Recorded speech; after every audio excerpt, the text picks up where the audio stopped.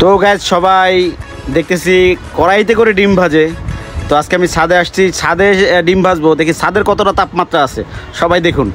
তো ছাদটা একটু পরিষ্কার করে আমি একটু হালকা সয়াবিন তেল দিয়ে নিলাম, দেখি গরম হয় কিনা। ওরে বাবা কি গরম! তো কি ডিম ভাজা যাবে? দেখা যাক। তো আমি ডিমটা ভেঙে ছাদের উষ্ণ গরমে দিয়ে দিলাম, দেখি হয় কিনা। ডিমটা আমরা 2 মিনিট সময় নেব, ডিমের ড গরম হচ্ছে না দেখি।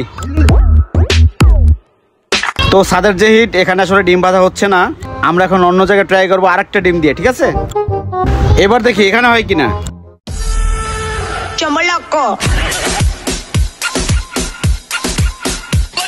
তো এটা হচ্ছে লোয়ার শিট, এখানেও ডিম হওয়ার কথা। দেখি এখানে অনেক গরম আছে, তো ডিমটা ভেঙে দিলাম। কে হুজুররা নামাজে যাও নাই? নামাজের টাইম হয়ে গেছে, আমরা 5 মিনিট অপেক্ষা করি। তা হুজুররা এই যে নামাজ বাদ দিয়ে ডিম ভাজা দেখতেছে, হ্যাঁ? ডিম যদি না ভাজে তো তোমাদের ভেজে ফেলবো। তো এখানেও সেম কাহিনী, ডিমের জায়গায় জমে আছে, মনে হয় ফ্রিজের মধ্যে ডিমটা রাখছি, এমন একটা অবস্থা। তো প্রায় 15 মিনিট শেষ, দেখি প্রথম ডিমটার কি অবস্থা। আসলে দুটো ডিমেরই একই অবস্থা, হজবরল।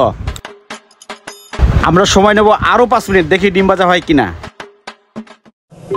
তো আগের ডিমটা 15 মিনিট টাইম হয়ে গেছে, হ্যাঁ একই অবস্থায় রয়ে গেছে। দ্বিতীয় ডিমটা দেখি 5 মিনিট, ওটাও একই অবস্থায় অবস্থান করতেছে, হজবরল।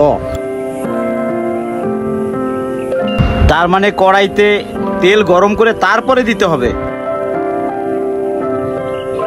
ডিম ভাজা এত সহজ না, এই জন্য আসলে সবাই আগে কড়াইটা গরম করে নেয়, এরপরে ডিম ভাজে। এটাই হচ্ছে পলিসি, ঠিক আছে? তো গাইস দেখতেই পাচ্ছেন আজকে অনেকটা বাতাস আছে, প্রায় 37 ডিগ্রি সেলসিয়াস। আগের তুলনায় আজকে একটু গরমটা কম। ডিম দিয়ে তো ট্রাই করলাম, যদি এর থেকে বেশি গরম পড়ে বা বেশি সেলসিয়াস হয় তখন আমরা রোদে মাছ ভাজবো, মাছ। তো ডিম ভাজা হলো না, বাসার ছাদের আম অনেক বড়, অনেক মজা হবে, তাই আমের দিকেই ঝুঁকি।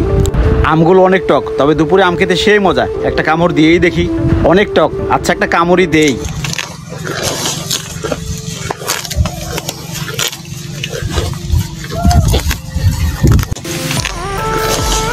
সেই স্বাদ।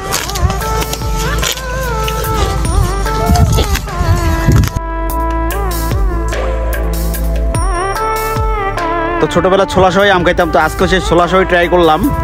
তো প্রায় আধা ঘন্টা পার করলাম, ডিম কিন্তু এখনো হয় নাই, ডিমের জায়গায় রয়েছে। এটা হচ্ছে দ্বিতীয়টা। প্রথমটা দেখি, প্রথমটা কি অবস্থা। একই অবস্থা, স্যাঁতস্যাঁতে অবস্থায় পড়ে আছে। তো আধা ঘন্টা হয়ে গেছে, ডিম আর হয় না। ন্যাচারাল পদ্ধতিতে ট্রাই করলাম। তো আজকের মতো বাই বাই।